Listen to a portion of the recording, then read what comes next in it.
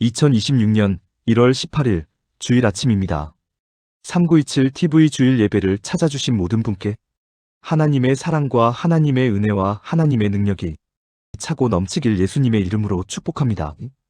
다 같이 묵도하심으로써 오늘의 예배를 시작하도록 하겠습니다.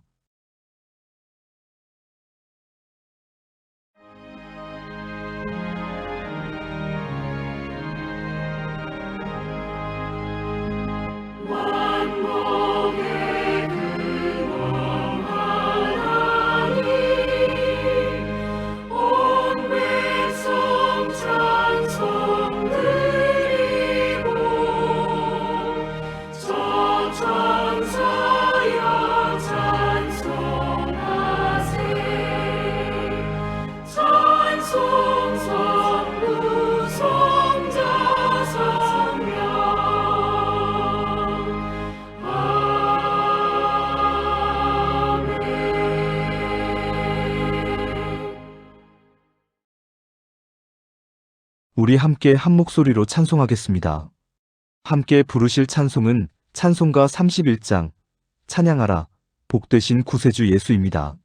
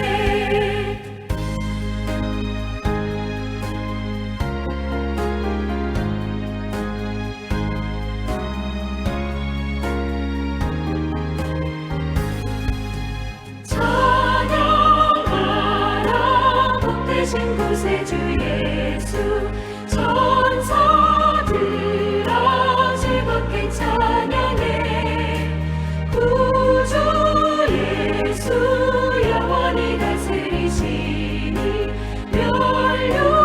면류관을 주 앞에 드리세 구주 예수 세상을 이기시고 영광 중에 또다시 오시리 찬양하라 높으신 권세를 찬양 찬양 찬양 영원히 드리세.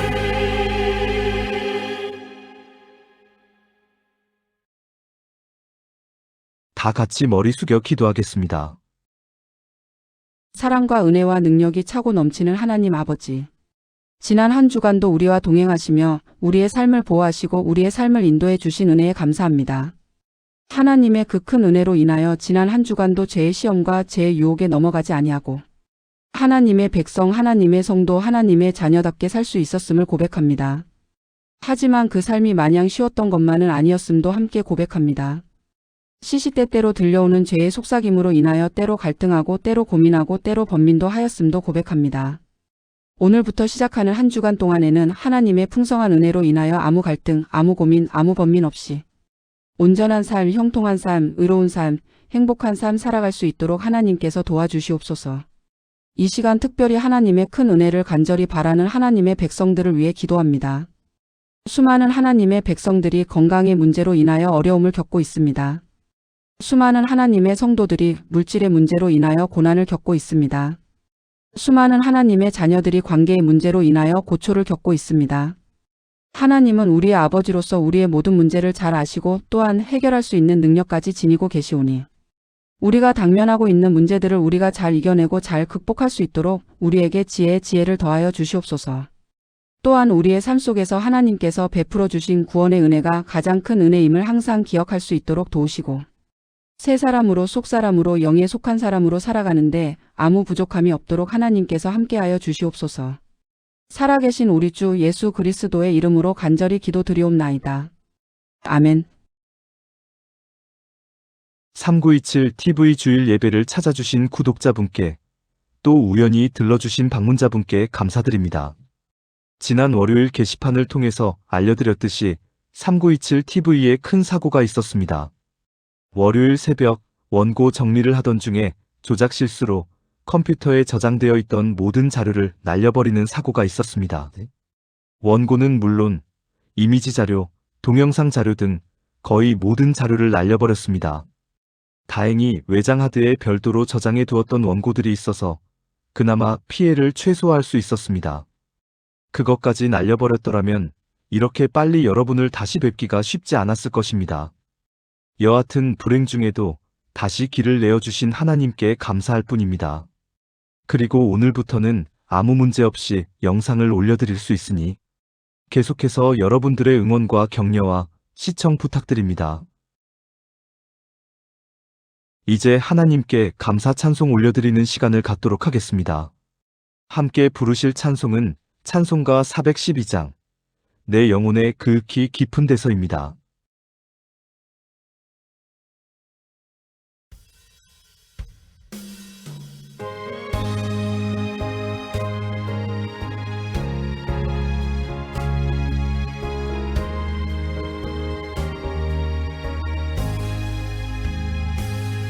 내 영혼의 그윽히 깊은 데서 맑은 가락이 울려나네.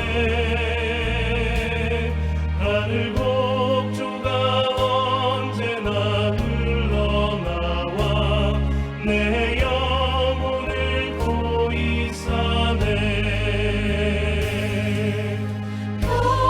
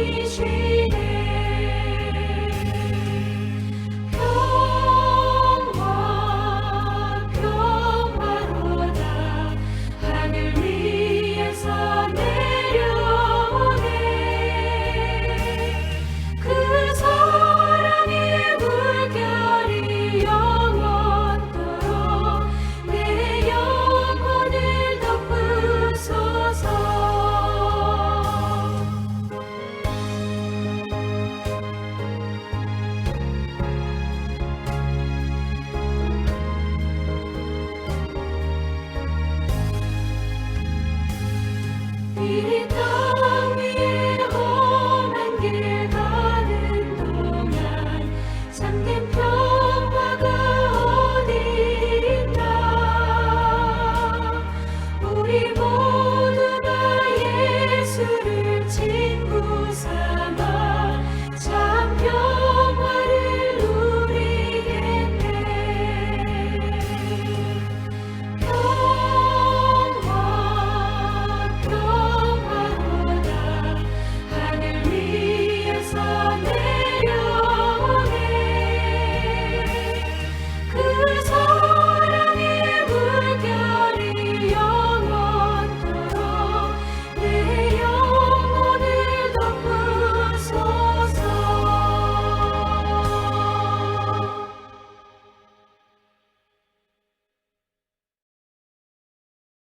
오늘 하나님께서 우리에게 주신 말씀은 요한복음 1장 1절로 18절입니다. 다 같이 한 목소리로 합독하겠습니다. 태초에 말씀이 계시니라. 이 말씀이 하나님과 함께 계셨으니 이 말씀은 곧 하나님이시니라. 그가 태초에 하나님과 함께 계셨고 만물이 그로 말미암아 지은 바 되었으니 지은 것이 하나도 그가 없이는 된 것이 없느니라. 그 안에 생명이 있었으니 이 생명은 사람들의 빛이라. 빛이 어둠에 비치되 어둠이 깨닫지 못하더라. 하나님께로부터 보내심을 받은 사람이 있으니 그의 이름은 요한이라. 그가 증언하러 왔으니 곧 빛에 대하여 증언하고 모든 사람이 자기로 말미암아 믿게 하려 함이라. 그는 이 빛이 아니요 이 빛에 대하여 증언하러 온 자라. 참빛 곧 세상에 와서 각 사람에게 비추는 빛이 있었나니 그가 세상에 계셨으며 세상은 그로 말미암아 지은 바 되었으되 세상이 그를 알지 못하였고 자기 땅에 오매 자기 백성이 영접하지 아니하였으나 영접하는 자 곧 그 이름을 믿는 자들에게는 하나님의 자녀가 되는 권세를 주셨으니 이는 혈통으로나 육정으로나 사람의 뜻으로 나지 아니하고 오직 하나님께로부터 난 자들이니라. 말씀이 육신이 되어 우리 가운데 거하심에 우리가 그의 영광을 보니 아버지의 독생자의 영광이요 은혜와 진리가 충만하더라. 요한이 그에 대하여 증언하여 외쳐 이르되 내가 전에 말하기를 내 뒤에 오시는 이가 나보다 앞선 것은 나보다 먼저 계심이라 한 것이 이 사람을 가리킴이라 하니라.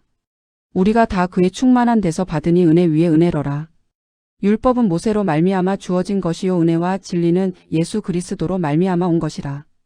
본래 하나님을 본 사람이 없으되 아버지 품속에 있는 독생하신 하나님이 나타내셨느니라. 성경은 하나님과 사람과의 관계를 가장 주된 내용으로 삼고 있는 책입니다. 따라서 성경을 읽으실 때 가장 관심을 두어야 하는 것은 하나님과 사람과의 관계가 어떻게 맺어졌고 하나님과 사람과의 관계가 어떻게 전개되고 있느냐 하는 것입니다.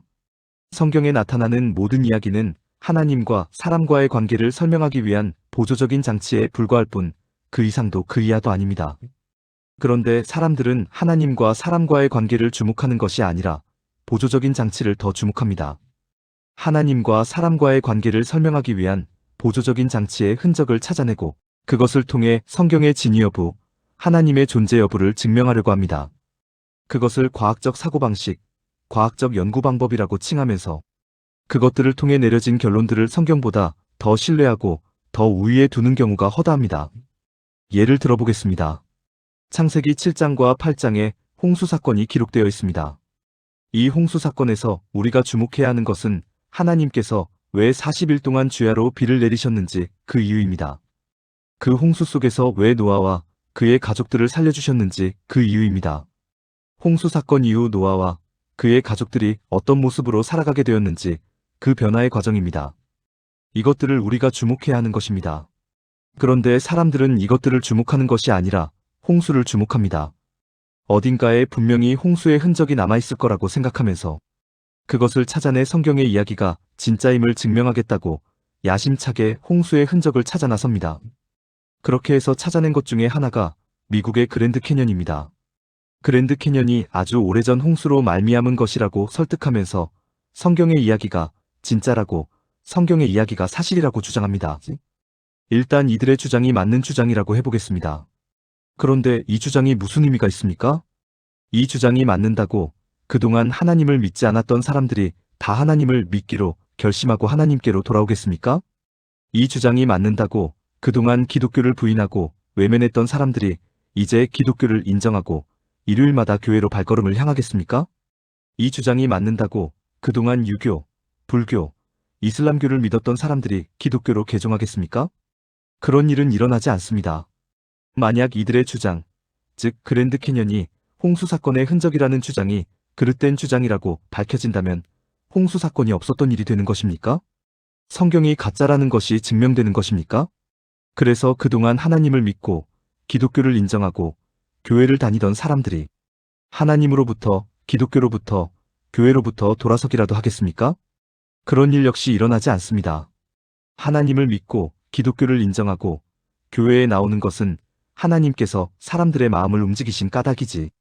사람들이 연구한 홍수 사건의 진위 여부, 성경의 진위 여부와는 아무 관련이 없습니다. 다른 예를 들어보겠습니다. 오래전 조그만 성경 공부 모임에서 정한 동물과 부정한 동물에 관한 내용을 다룬 적이 있었습니다. 하나님께서 정한 동물과 부정한 동물을 구분하신 것은 사람의 위생과 건강을 위함이지. 그 동물 자체가 정하고 부정한 것이 아니라고 말씀드렸습니다. 사람은 원래 식물만을 먹을거리로 삼는 존재로 지음을 받았었는데 홍수 사건 이후 사람이 동물까지 먹게 되면서 하나님께서 사람의 위생과 건강을 위해 정한 동물과 부정한 동물을 구분해 주신 것이라고 말씀드렸습니다. 이처럼 정한 동물과 부정한 동물에 관한 이야기도 저는 하나님과 사람과의 관계라는 측면에서 이해하고 있고 설명하고 있습니다. 그런데 몇 분이 이의를 제기했습니다. 저의 주장이 전혀 과학적이지 않다는 것이었습니다. 그동안 문화 인류학에서 연구한 내용들과 전혀 일치하지 않는다는 것이었습니다. 여러분께 여쭈어 보겠습니다. 정한 동물과 부정한 동물에 관한 저의 이야기가 문화 인류학과 관계가 있습니까? 없습니까? 없습니다. 저는 성경에 기록된 내용을 하나님과 사람과의 관계라는 관점에서 그 의미를 풀어내고 설명한 것일 뿐, 문화 인류학 강의를 한 것이 아니기 때문입니다. 문화 인류학과는 아무 상관이 없습니다. 그런데 사람들은 저의 이야기가 문화 인류학이라는 과학적 접근 방법을 통해 고찰해 볼 때 말도 안 되는 황당한 이야기라고 주장을 하는 것입니다. 그러면서 성경의 진위 여부, 하나님의 존재 여부까지 문제로 삼습니다. 과학적 사고방식, 과학적 연구 방법으로 증명할 수도 없고 증명되지도 않는 이야기들을 수록한 성경은 가짜이며 더불어 성경이 기록하고 있는 하나님도 가짜라고 주장하는 것입니다. 하지만 이런 주장은 정말로 황당한 주장이 아닐 수 없습니다. 여쭈어 보겠습니다. 과학적 사고라는 것이 하나님의 사고방식이겠습니까? 사람들의 사고방식이겠습니까? 사람들의 사고방식입니다. 과학적 접근 방법이라는 것이 하나님께서 만드신 접근 방법이겠습니까? 사람들이 만들어낸 접근 방법이겠습니까?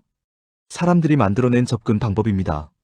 사람들의 사고방식, 사람들이 만들어낸 접근 방법으로 하나님의 존재를 증명하고 하나님의 일을 증명하는 것이 가능하겠습니까? 가능하지 않겠습니까? 전혀 가능하지 않습니다. 사람에 의해 증명되는 하나님이라면 그 하나님을 어떻게 신이라고 할 수 있고 어떻게 하나님이라고 할 수 있겠습니까? 다시 말해 하나님은 사람에 의해 증명될 수 있는 분이 아니라는 의미입니다. 그런데도 사람들은 여전히 과학적 사고라는 틀 안에 갇혀서 과학적 접근 방법이라는 틀 안에 갇혀서 하나님을 연구하고 하나님의 일을 연구합니다. 될까요? 안 될까요? 안 됩니다. 해봐야 아무 소용이 없습니다. 성경은 하나님과 사람과의 관계를 다루는 책이며 성경의 이야기들은 하나님과 사람과의 관계를 설명하기 위한 보조적인 장치에 불과하기 때문입니다. 그 보조적인 장치를 연구해 본들 하나님과 사람과의 관계의 본질을 이해하는 데에는 아무 도움이 되지 않기 때문입니다. 이런 말씀으로 오늘 설교를 시작하는 이유는 성경이 하나님과 사람과의 관계에 관한 내용이듯이 요한복음 역시 하나님과 사람과의 관계를 다루고 있는 책이라는 것을 말씀드리기 위해서입니다. 또 사람들이 말하는 과학적 사고방식, 과학적 연구 방법으로 성경을 이해할 수 없듯이 과학적 사고방식, 과학적 연구 방법으로 요한복음을 이해할 수 없다는 것을 말씀드리기 위해서입니다. 여러분께 여쭈어 보겠습니다. 지난 2주 동안 살펴보았던 내용 중에 태초부터 말씀이 있었다는 진술. 이 말씀이 곧 예수 그리스도이신데 그가 태초부터 하나님과 함께 계셨으며 그가 곧 하나님이라는 진술. 그가 천지를 지으셨다는 진술. 그가 사람으로 이 땅에 왔다는 진술. 그가 사람들에게 하나님의 자녀가 되는 권세를 주셨다는 진술 등이 과학적 사고방식으로 과학적 연구 방법으로 검증이 가능한 내용들입니까? 가능하지 않은 내용들입니까? 가능하지 않은 내용들입니다. 하나님과 사람과의 관계라는 측면을 주목하지 않는 한 이 내용들은 전혀 이해할 수 없는 내용들입니다. 따라서 하나님과 사람과의 관계에 초점을 맞춰서 요한복음을 살펴보아야 하고 이해해야 하는 것입니다. 이런 측면에서 볼 때 요한복음의 도입부라고 할 수 있는 요한복음 1장 1절로 18절도 하나님과 사람과의 관계에 대해 압축적으로 기술하고 있음을 확인할 수 있습니다. 이 도입부의 내용은 크게 세 부분으로 이루어져 있습니다. 첫 번째 부분은 요한복음 1장 1절로 5절로서 하나님과 예수 그리스도와 사람, 즉 죄인의 정체성을 다루고 있습니다.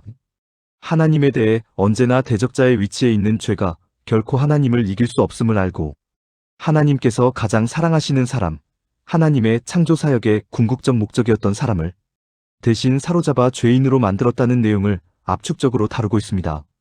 두 번째 부분은 요한복음 1장 6절로 14절로서 하나님을 대신해 죄의 공격을 받아 죄인이 된 사람을 하나님께서 죄로부터 구원해 주셨다는 내용을 다루고 있습니다.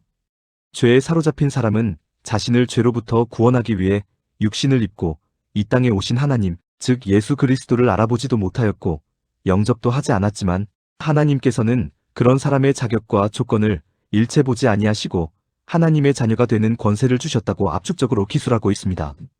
오늘 살펴보려고 하는 세 번째 부분은 요한복음 1장 15절로 18절로서 하나님께서 사람을 위해 구약에서는 어떻게 일하셨고 신약에서는 어떻게 일하셨는지를 압축적으로 다루고 있습니다.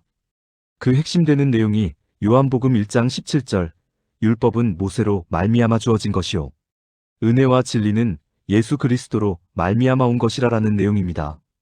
이 내용을 율법이라는 키워드, 모세라는 키워드, 은혜와 진리라는 키워드, 예수 그리스도라는 키워드를 통해 살펴보도록 하겠습니다. 먼저 율법이라는 키워드를 근거로 하나님의 일하심을 살펴보겠습니다. 하나님은 사람이 죄인이 된 것이 하나님의 탓이라고 생각했습니다. 그 내용이 요한복음 1장 5절, 빛이 어둠에 비치되 어둠이 깨닫지 못하더라라는 내용이었습니다. 죄의 대적자는 원래 하나님이었는데 죄가 하나님을 결코 이길 수 없으니까 하나님을 대신해서 하나님께서 가장 사랑하시는 사람을 사로잡은 것이라고 말씀드렸습니다. 그래서 하나님은 사람이 죄인이 된 이유가 하나님 자신의 탓이라고 생각하시는 것입니다. 사람이 죄인이 되었다는 의미는 창조 때 하나님께서 사람에게 주신 하나님의 심정과 마음, 하나님의 성품과 속성, 하나님의 가치와 원리를 모두 잃어버리고 죄의 심정과 마음, 죄의 성품과 속성, 죄의 가치와 원리를 가진 존재가 되었다는 의미입니다. 또 사람은 본래 하나님께 속한 존재였으나 이제는 죄에게 속한 존재, 즉 죄의 종이 되었다는 의미입니다. 사람이 이런 죄인이 된 것을 하나님 자신 때문이라고 여기시는 하나님은 우선 사람이 잃어버린 하나님의 모든 것을 회복해 주시기로 계획하셨습니다. 하나님을 부인하고 하나님을 거부하고 하나님을 떠난 사람에게 하나님이라는 존재를 가르쳐서 하나님의 심정과 마음, 하나님의 성품과 속성, 하나님의 가치와 원리를 회복해 주시기로 계획하셨습니다. 그래서 주셨던 것이 율법입니다. 아브라함서부터 모세에 이르기까지 하나님의 사랑, 하나님의 은혜, 하나님의 배려, 하나님의 긍휼, 하나님의 능력을 이스라엘이 풍성하게 경험할 수 있도록 큰 역사를 보이신 후에 율법을 주셨습니다. 그 율법의 정신과 율법의 의미를 온전히 깨달아 율법의 교훈대로 살면 사람이 죄의 사슬을 끊어내고 하나님과 하나로 연합되어 형통한 삶, 온전한 삶, 행복한 삶을 사람이 살아갈 수 있을 것으로 기대하시고 율법을 주셨던 것입니다. 그런데 율법은 모세라는 사람을 통해서 사람에게 주어졌습니다. 하나님께서 직접 모든 사람에게 주시지 않고 사람을 통해 사람에게 주어졌습니다. 그 내용이 율법은 모세로 말미암아라는 내용입니다. 율법이 사람을 통해 주어졌다는 이 내용이 아주 의미심장한 내용입니다. 사람이 비록 죄인이 되었으나 하나님께서 사람을 얼마나 인격적으로 대우하시고 하나님께서 사람에게 얼마나 큰 기대를 품고 계시는지를 보여주는 내용입니다. 하나님은 사람이 죄인이 된 것을 하나님 자신의 탓이라고 여기시지만 실제로는 하나님 탓이 아니라 사람이 하나님을 부인하고 죄를 따르기로 선택했기 때문입니다. 하나님께서 창조 때 주신 자유를 사람이 미련하게 사용함으로써 하나님을 부인하고 죄를 따르는 선택을 한 결과로서 사람이 죄인이 된 것입니다. 하나님은 바로 사람의 이 자유, 사람의 이 선택을 기대하시는 것입니다. 이 자유에 따라 사람 스스로 죄를 선택했다면 이 자유에 따라 사람 스스로 다시 하나님을 선택할 수도 있다는 것을 기대하시는 것입니다. 하나님의 것이 죄의 것보다 훨씬 더 우월하고 하나님의 것이 죄의 것보다 훨씬 더 사람에게 필요하다는 것을 풍성히 가르쳐 알려주면 사람 스스로 하나님의 것을 선택할 수도 있다는 것을 기대하시는 것입니다. 그래서 하나님은 모세라는 사람을 통해 간접적인 방식으로 사람에게 율법을 주셨던 것입니다. 그러나 사람은 실패했습니다. 하나님의 이런 기대를 무참히 짓밟았고 하나님께로 돌아오는 선택을 하지 않았습니다. 하나님께서 모세를 통해 율법을 주셨다고 했습니다. 여기에서 가장 중요한 것이 무엇이겠습니까? 가장 중요한 것은 율법의 정신과 율법의 의미입니다. 율법을 받은 모세가 중요한 것이 아니고 율법 자체가 중요한 것이 아니고 율법에 담긴 하나님의 심정과 마음, 하나님의 성품과 속성, 하나님의 가치와 원리가 가장 중요한 것입니다. 그런데 사람들은 모세를 주목했습니다. 그리고 사람들은 율법을 주목했습니다. 마태복음 17장에 보면 이른바 변화산 사건이라는 것이 나옵니다. 예수님께서 제자 몇을 데리고 한 산에 올라 모세와 엘리야와 더불어 이야기를 나누실 때 베드로가 모세를 위해 엘리야를 위해 주님을 위해 초막셋을 지어드리겠다고 이야기하는 장면입니다. 이때 주님은 들러리에 불과합니다. 사람들이 얼마나 모세라는 사람을 떠받들고 있는지를 보여주는 단적인 내용입니다. 또 마태복음 23장에 보면 예수님께서 서기관들과 바리새인들이 어떤 사람들인지 그 정체를 밝혀주는 내용이 기록되어 있습니다. 그 기록 중에 마태복음 23장 2절 서기관들과 바리새인들이 모세의 자리에 앉았으니라는 표현이 있습니다. 유대교 회당에 들어가면 가장 가운데 가장 높은 곳에 의자가 하나 놓여 있는데 그 의자를 모세의 자리라고 했습니다. 역시 사람들이 얼마나 모세라는 사람을 떠받들고 있는지를 단적으로 보여주는 내용입니다. 또 사람들은 모세뿐만 아니라 율법을 주목했습니다. 율법의 정신, 율법의 의미는 전혀 고려하지 않은 채 율법의 내용만 잘 지키면 하나님으로부터 큰 상을 받고 율법의 내용을 잘 지키지 않으면 하나님으로부터 큰 벌을 받는다고 생각했습니다. 그러면서 율법의 내용을 왜곡하고 각색하면서 사람들 스스로 더욱 궁핍한 삶으로 빠져들어갔습니다.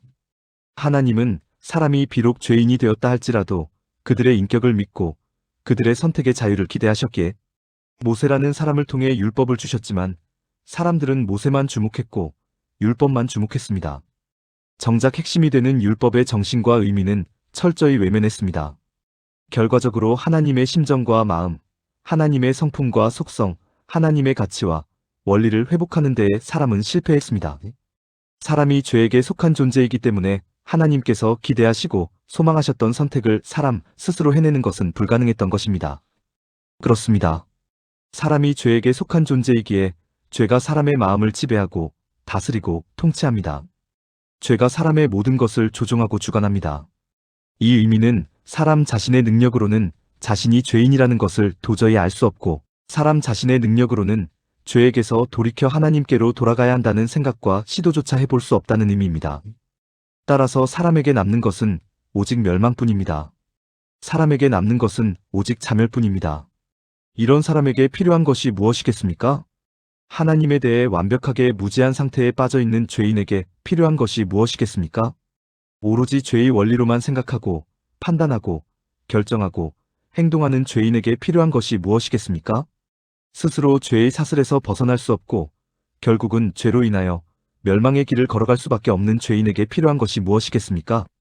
누군가의 도움, 누군가의 혜택, 누군가의 손길, 즉 은혜 이외에는 아무것도 있을 수 없습니다.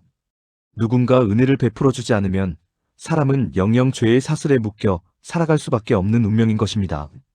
누군가 은혜를 베풀어주지 않으면 사람은 죄인으로 태어나 죄인으로 살다가 죄인으로 죽을 수밖에 없는 것이고 결국은 죄로 인하여 멸망의 길을 갈 수밖에 없는 것입니다. 그런데 이 은혜라는 것에 대해 사람들이 많은 혼동을 하고 있다는 것이 아주 심각한 문제입니다. 하나님을 믿는 기독교 성도들조차도 이 은혜라는 개념을 바르게 이해하지 못하고 있다는 것이 아주 심각한 문제입니다. 그 이유는 세상에서 말하는 은혜와 성경에서 말하는 하나님의 은혜를 바르게 분별하지 못하기 때문입니다. 즉 세상에서 말하는 은혜의 개념으로 하나님의 은혜를 이해함으로써 기독교에 전혀 합당하지 않은 엉뚱한 일이 다반사로 일어나고 있다는 것입니다. 일반적으로 우리가 이해하고 있는 은혜라는 용어를 한마디로 표현하자면 사랑으로 베풀어주는 신세나 혜택이라고 표현할 수 있습니다. 그런데 일반적으로 우리가 사용하고 있는 이 은혜라는 용어에 전제 조건과 사후 조건이 있다는 것을 솔직히 부인할 수 없습니다. 우선 전제 조건의 예를 들어보겠습니다. 하늘은 스스로 돕는 자를 돕는다는 말이 있습니다. 아주 많이 들어본 익숙한 말입니다. 여쭈어 보겠습니다. 여러분들은 이 말에 동의하십니까? 아마 대부분 동의하실 것입니다. 저 역시도 동의했던 말입니다. 그런데 여러분들과 제가 이 말에 동의한다면 여러분들과 저는 은혜에 전제 조건이 있다는 것을 인정한다는 뜻이 됩니다. 왜냐하면 이 말은 스스로 노력하지 않는 사람에게는 도움을 줄 필요도 없고 스스로 노력하지 않는 사람에게는 은혜를 베풀어 줄 필요도 없다는 의미의 말이기 때문입니다.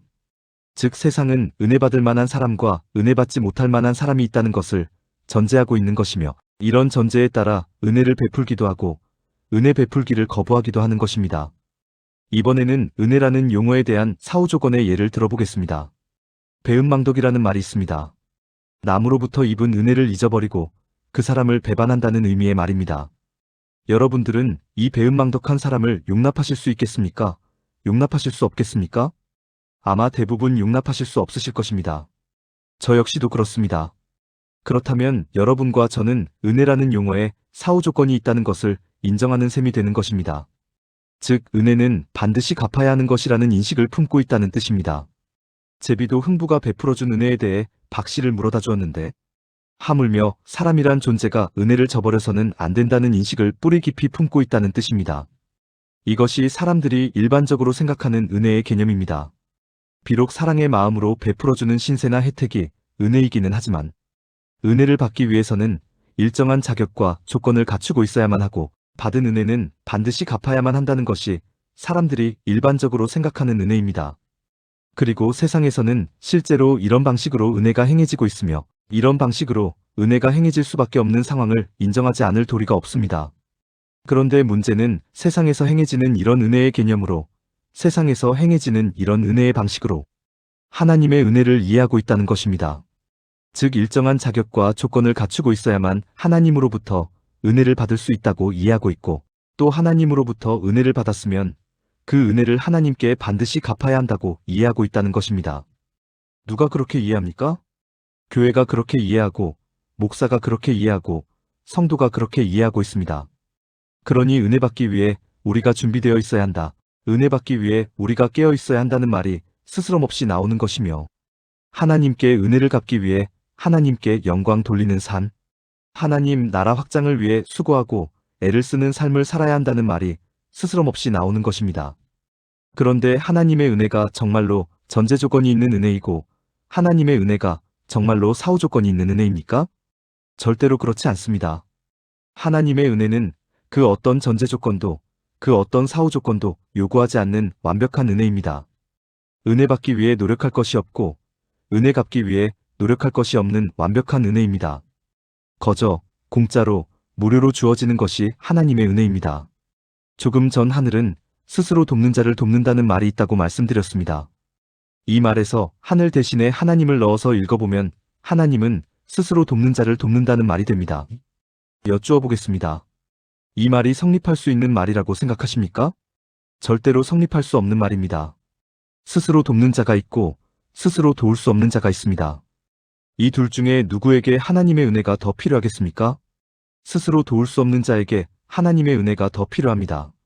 그렇다면 하나님은 누구에게 먼저 은혜를 베푸시겠습니까? 당연히 스스로 도울 수 없는 자에게 먼저 은혜를 베푸십니다. 스스로 도울 수 있는 자는 아직 힘이 있다는 뜻입니다. 아직 능력이 있다는 뜻입니다. 아직 일어설 수 있는 여지가 남아있다는 뜻입니다. 그러나 스스로 도울 수 없는 자는 정말로 끝이라는 뜻입니다. 하나님께서 도와주지 않으면, 하나님께서 은혜 베풀지 않으면 정말로 끝장나고 만다는 뜻입니다. 하나님은 이런 사람에게 먼저 은혜 베풀어 주시길 절대로 망설이지 않습니다. 왜냐하면 하나님의 은혜는 사람의 자격이나 조건, 사람의 능력이나 재주를 일체 고려하지 않는 무조건적인 은혜이기 때문입니다. 은혜를 필요로 하는 사람이라면 누구에게나 거저, 공짜로, 무료로 주어지는 은혜이기 때문입니다. 다시 한번 말씀드립니다. 하나님의 은혜는 사람의 자격이나 조건, 사람의 능력이나 재주를 일체 고려하지 않은 상태에서 무조건적으로 주어지는 은혜입니다. 아무런 전제 조건이 없듯이 아무런 사후 조건도 없습니다. 이 은혜가 죄인에게 임하지 않으면 죄인은 결코 죄에게서 벗어날 수 없는 것입니다. 또 성경은 은혜와 더불어 진리를 주셨다고 기록하고 있습니다. 그렇다면 진리는 무엇일까요? 진리는 기준입니다. 하나님의 은혜로 죄에게서 벗어나게 되면 이제 새로운 기준을 갖게 됩니다. 그동안 죄가 기준이었으나 이제는 하나님이 기준이 되게 되는 것입니다. 그런데 하나님은 그 어떤 경우에도 변하시지 않습니다. 하나님은 그 어떤 경우에도 요동치지 않습니다. 그래서 하나님의 기준을 진리라고 하는 것입니다. 그런데 진리의 내용이 무엇인지 그것이 중요합니다. 진리의 내용이 무엇일까요? 그것이 바로 하나님의 심정과 마음, 하나님의 성품과 속성, 하나님의 가치와 원리입니다. 사람이 죄에게 속함으로써 죄의 심정과 마음, 죄의 성품과 속성, 죄의 가치와 원리를 기준 삼아 살았으나 하나님께서 은혜로 사람을 죄에서 구원하시고 하나님의 심정과 마음, 하나님의 성품과 속성, 하나님의 가치와 원리를 새로운 기준으로 세워주시는 것입니다. 그런데 은혜와 진리는 예수 그리스도를 통해 주어졌다고 합니다. 율법은 모세라는 사람을 통해 주어졌는데 은혜와 진리는 하나님이신 예수 그리스도를 통해 주어졌다고 합니다. 왜 그렇습니까? 모세라는 사람을 통해 주어진 율법을 사람들이 인정하지 않았기 때문입니다. 인정하기는커녕 오히려 율법을 사람들의 입맛에 맞게 왜곡했고 각색하면서 율법에 죄의 원리를 더했기 때문입니다. 하나님은 사람을 통해 주어진 율법이 사람들의 삶을 변화시켜낼 수 있으리라고 기대했지만 사람들은 오히려 사람만을 주목했고 율법만을 주목했습니다. 정작 가장 중요한 율법의 정신과 의미는 철저히 무시했습니다. 결국 사람을 통해 주어진 율법으로 사람이 죄에서 벗어나는데 사람은 실패하고 말았던 것입니다. 그래서 이번에는 하나님이신 예수 그리스도께서 손수 은혜와 진리를 들고 사람에게 임하시는 것입니다. 하나님의 가장 큰 사랑의 대상이었던 사람, 하나님의 창조사역의 궁극적 목적이었던 사람이 멸망하는 것을 하나님은 결코 외면할 수 없으시기에, 결코 두고 볼 수 없으시기에 하나님이신 예수 그리스도께서 손수 은혜와 진리를 들고 사람에게 임하시는 것입니다. 따라서 모세를 통해 주어졌던 율법과 예수 그리스도를 통해 주어진 은혜와 진리는 근본적으로 동일한 원리, 동일한 가치를 가지고 있습니다. 사람을 통해 왔느냐, 예수 그리스도를 통해 왔느냐만 다를 뿐입니다. 그래서 예수 그리스도께서 마태복음 5장 17절 내가 율법이나 선지자를 폐하러 온 줄로 생각하지 말라. 폐하러 온 것이 아니요 완전하게 하려 함이라라고 말씀하셨던 것입니다. 그 율법을 완전하게 하기 위해 예수 그리스도께서 행하신 사역의 절정이 무엇입니까? 그것이 바로 십자가 사역입니다. 십자가 사역이라는 예수 그리스도의 위대한 은혜로 인하여 우리가 죄로부터 구원받을 수 있었고 이제는 성도가 되어 하나님의 심정과 마음, 하나님의 성품과 속성, 하나님의 가치와 원리라는 진리 위에 굳건히 설 수 있게 된 것입니다. 우리를 위해 십자가 위에서 돌아가신 예수 그리스도의 그 위대한 사역을 다시 한번 되새겨보는 오늘 하루가 되시길 소망합니다. 오늘 말씀을 다시 한번 잠잠히 생각하면서 하나님께 찬송 드리시겠습니다. 함께 부르실 찬송가는 찬송가 314장 내 구주 예수를 더욱 사랑입니다.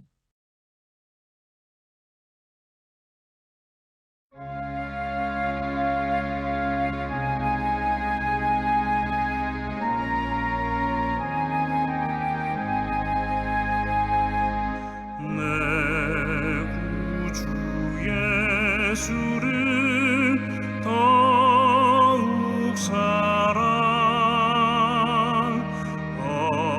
엎드려 비는 말 들으소서 내 진정 소원이 내 구주 예수를 더욱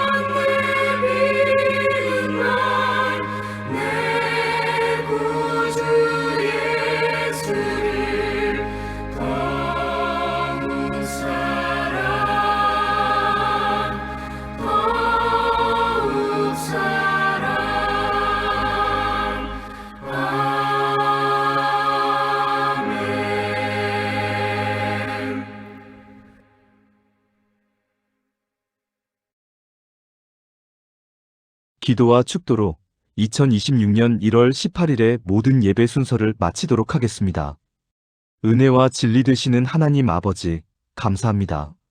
하나님을 부인하고 하나님을 떠나 죽을 수밖에 없었던 우리를 은혜로 구원하시고 하나님의 백성, 하나님의 성도, 하나님의 자녀 삼아주시니 감사합니다. 또한 하나님의 백성, 하나님의 성도, 하나님의 자녀로서 절대로 실족하는 일 없이 바르게 살아갈 수 있도록 진리로 기준이 되어주시니 감사합니다. 하나님의 심정과 마음, 하나님의 성품과 속성, 하나님의 가치와 원리를 우리 삶의 기준으로 삼아 우리 모두가 온전한 삶, 형통한 삶, 의로운 삶, 행복한 삶 살아갈 수 있도록 하나님께서 역사하여 주시옵소서. 이제는 천지 만물을 창조하시고 그 천지 만물을 다스리는 자로 사람을 세우신 성부 하나님의 한량없는 은혜와 죄의 사슬에 묶여 헤어날 수 없는 사람을 십자가 죽음으로 구원하신 성자 예수 그리스도의 극진하신 사랑과 우리가 언제나 온전한 길, 형통한 길, 의로운 길, 행복한 길을 걸어갈 수 있도록 보호하시고 인도하시는 성령님의 무한하신 능력이 하나님의 모든 백성 위에 영원토록 함께 하시길 간절히 축원하옵나이다. 아멘.